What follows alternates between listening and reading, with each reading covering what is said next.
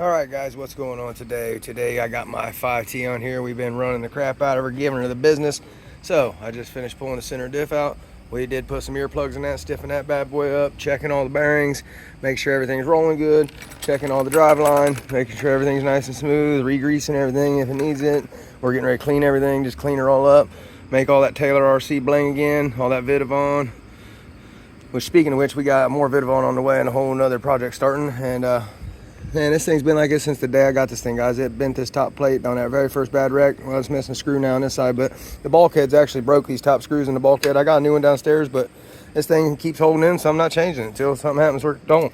On this note, look how crooked this thing spins, guys. You know, I ain't got nothing hooked to it. Yeah, it's crooked. It went on here crooked somehow. It has no grub screws in it, and I can't get it off. So I don't know if my shaft's bent or if I'm gonna have to cut this off, put a new gear on there. That's a 25 tooth Vidavon though. And then we're just gonna clean all this up. That is a JX servo in there, guys. There he is, little JX servo in there. That is a big boy, 60 or 1200 kilograms or something, I believe. Other than that, guys, this truck's bone stock. Differentials are all bone stock. That's the first time I put anything in it that was bone stock fluid in it, and we just stiffened it up a little bit. I'm going to eventually go in and stiffen up these diffs, and I'm going to do some droop screw tuning right now. I got a little shock standoff loose up here.